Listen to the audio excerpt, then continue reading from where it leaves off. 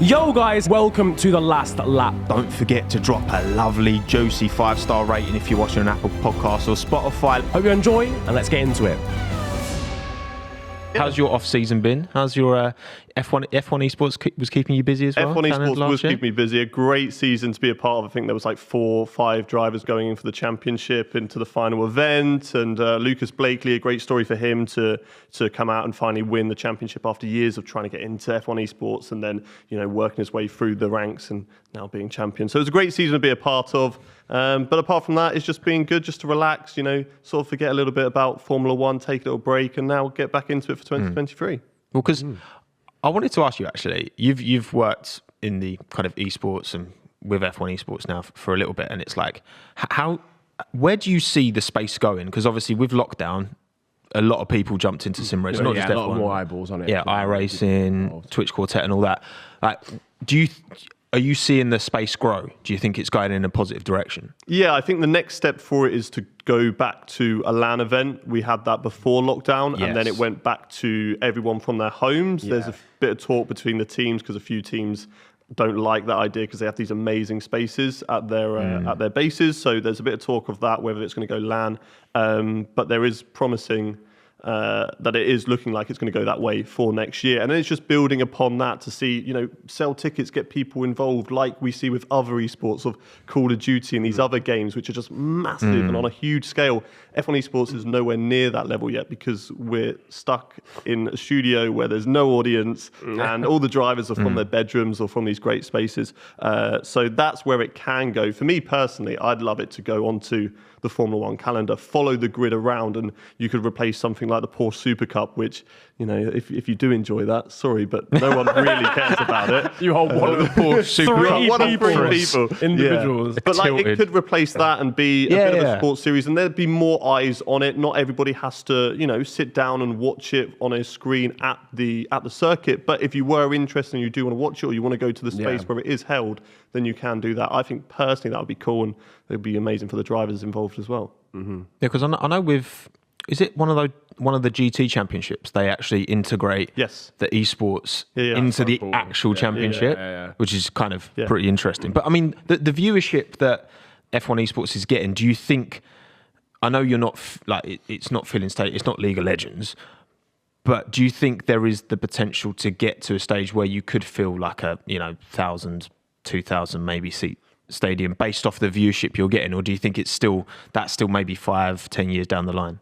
I think it needs to be trialed, and I think it needs to be marketed the right way and bring the right people along. Like, you have the drivers who, like people like Jana Wattmeijer, has a huge following, and people go and follow and go there to watch him. I think the chat's just full of Jana stats. You've got actual personalities now. Not as in not in the sense that there weren't personalities before, but they've become celebrities. They've become sort of content creators within that space, which I think is really helpful. Like, Jana Wattmeijer himself could just sell bare tickets realistically for an event like that because he's got like a sick following on YouTube and Twitch. And it's because of that. So there is a problem that a lot of these drivers just sort of stay in their own lane. They just do the racing. They're just there to do the best job when the event starts, but that's it. Whereas you've got people like Jana, you've got people like Lucas Blakely, Marcel Kiefer, who are doing a lot of content on the other side of it, and then that's bringing people in. So that's why it would be such a great thing to go to a LAN event where, we can just go up to somebody who's a little bit further down the grid, or somebody who's a bit of an unknown character, shove a microphone in their face, and then just see this character come out of them, and everyone be like, oh no, do you know what? I actually kind of like that guy. I'm going to start supporting him as well.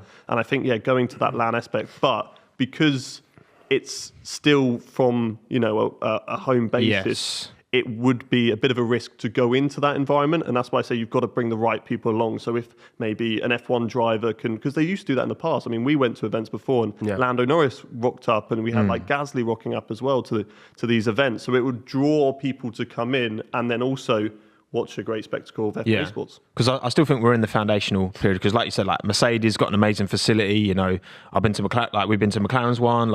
It's great. But then you've got like Thomas Ronner, who was fighting at the front for Haas, and he's in his bedroom. Yeah, you can see his folded clothes in the background. His mum's just coming halfway through. I've got you watching here, darling.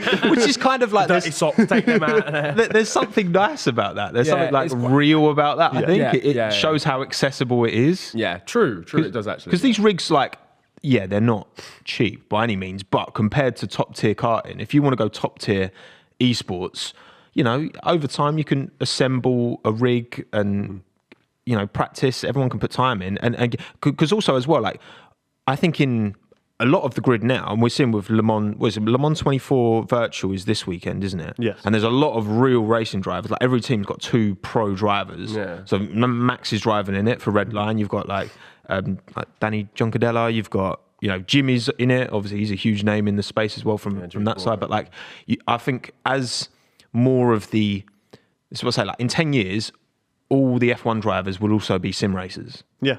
Yeah, I mean. Yeah. I mean, I play a lot with Zhou Guanyu, like just playing F1. Yeah. We're just He loves it. He loves it. He will message me to play. Like when we spoke to him. Actually, you weren't there because you missed out. I wasn't. To Bahrain. We spoke to him, and I just dropped him a message, just like because I was wanting to work with the Alfa Romeo team at that time, and I was just like, look, if you want to jump on, do some open lobbies, I'll get the esports drivers involved. We'll do something like that and maybe sort it through them. And I just expected it to come from the Alfa Romeo esports team to sort that. And he just drops me a message on Instagram, just be like, you want to play F1 tonight? And I was like, okay, yeah. Sure.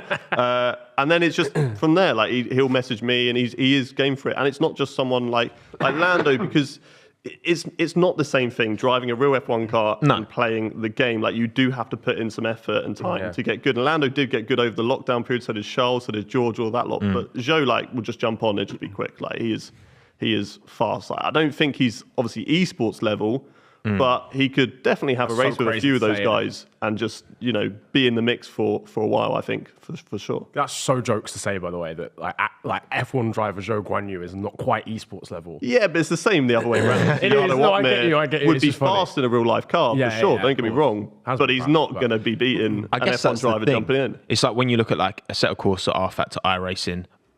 From my understanding of drivers that I've spoken to, it's like the talent, the real life talent passes easier to that with the F1 game because it's not because it's an accessible game. It's not like a true kind of hardcore simulator. It's about not just being a quick real racing driver and having it pass over, but understanding the nuances of that game, I suppose. Like what do you think with F1, as a franchise?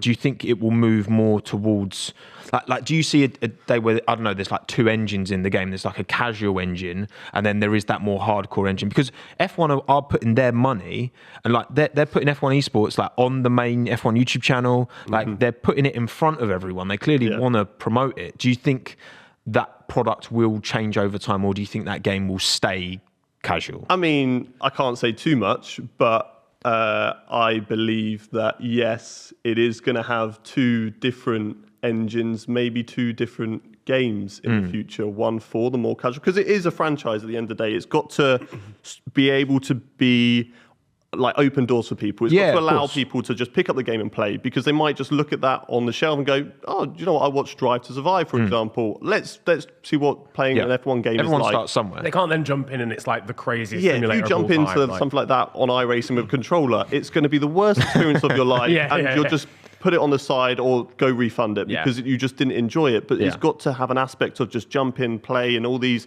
different gimmicks of like the sort of Journey Star, I can't remember what they called it. Breaking Point, I think it was. They had the story mode in there. The one where career you mode and decide like how your living room looks. And all of that stuff. Basically integrate the Sims into it. But that stuff is obviously for a newer player to jump in. But then there's that aspect of other racing games, like you say, the iRacing, the Assetto Corsas, that are more realistic, where the real life drivers will jump on those and they're more inclined, because Max Verstappen, for example, does not like the F1 game because it is that sort of simcade. Because basically the way it's set up is the guy who does the handling will make a handling system that is pretty much similar to real life cars. It will come back and then they'll go to him, right, you need to dumb it down a little bit and make it more arcadey, and then do it again and then do it again until they get something that's kind of in the middle, but it doesn't suit. So therefore, an F1 driver jumping into that, it will be like driving a new car because the handling is so different and the way that the car moves and stuff like that. So I just feel like it makes so much sense for the F1 game because of where, in motorsport's got such a unique connection, real life to virtual. If you're good at FIFA, there's no correlation to being good at football in real life. Niran likes to think so, but without the knee injury, of course, it's always a knee. It's always a knee injury. It's always a knee. It's never like, oh, my groin went like one time, like it's my knee. Yeah. Always you do. But that's the thing. Like you can, like you say, you can convert someone, like get him in. as a casual, and you can build up. And I feel like it makes sense for the game if Codemasters, you watch him. Hear me out, right? Just please sponsor. It's like, no, it just makes sense to me. Well, all I'll say is watch this space. Watch this space. Yeah, because what you're talking about could be in the works. And it's all because I said it. And it's all because you said it. But it is true that you can take those, because we're examples of that. Like, before we had no racing experience, and then we jump into that F1 car around Buckmore Park that we did. Yep. And I was 10 seconds quicker than you, mainly because... Wow. Thanks for reminding me. I think it was actually more than that, because I was actually 10 seconds quicker than I have more to lose, Hayden. I have a dog. I'm married. I own a house. You weren't married then. No, I weren't, to be fair. But the reason that I was able to go into that and just push from the off and feel comfortable was because I've done all this sim racing, because I've sat in a rig with a wheel, and I know straight away I was just like, I took a couple of corners and I thought, okay, this is going to feel awful. And I was like, hang on a minute. This is actually you were easy, so much quicker to that's the thing, the speed you're able, because of that sim racing experience you've got, it's like, whereas I was just like, this car's worth so much money, if I put it into a wall I'm terrified, so I was just creeping around. Did either of you watch that show back in the day called GT Academy? Yes. And it got like gamers in, and basically like if they won a competition, they'd go and race at 24 Well, they're doing a film on that, isn't it? They're doing a film on that. They are. Yeah, there's a film coming out this summer. Bring that back, ladies and gentlemen. I forgot Get about that. Hayden on it. Yes. I want to drive an F1 car. Like a modern F1 Academy. car. See, that's the thing, right? Because I don't have that confidence. If you had to give me the choice between driving like a GT, like a GT3, GT4, and an F1 car, I'd pick the GT3, GT4. See, I'd pick the F1 car mainly because I feel like I have more knowledge of that. Like when I jump into iRacing or stuff like that, doing GTs, I'm not necessarily much of a fan because it does feel different, all of it. And like I said, I'm not saying that driving F1 game feels like driving an F1 car in real life. No, I would still have to build up. I won't be able to jump in an F1 car. Of course. Like, this is easy. But it's better than nothing. It's a lot better than nothing. Yeah, exactly. But for me, because I'm more comfortable in that scenario, I'd love to just jump into a Formula One car. And because we've done things before, but we've never got out of first gear. That's been the worst thing of all the stuff that we've done, is because we've done it around such short circuits that by the time you get to max revs of first gear, about to change second, I've got to brake and go into a corner. But this is what's amazing. Like we're talking about essentially the video game version of real life being an actual training aid and actually getting you a head start. You look at what Jimmy's doing, like in Prague, like he's competitive, and he's not got a career in karting when he was a kid or any of that growing up. It's just off sim racing experience, basically. And just by the way as well, if the authorities are watching, if you give me the choice of a GT car and F1 car, I would choose neither because I can't drive.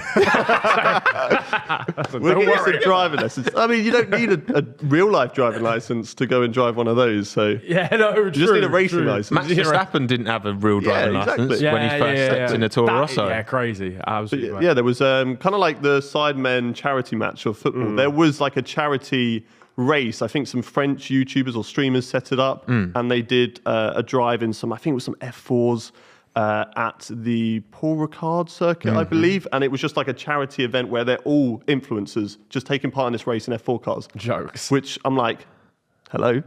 Why don't we do this in the UK? And also, Paul Ricard, like no rules racing, is like runoffs for days. You can take about 16 different. I was going to say they were all doing different versions of the track. Every single one of them took a different chicane, 1000%.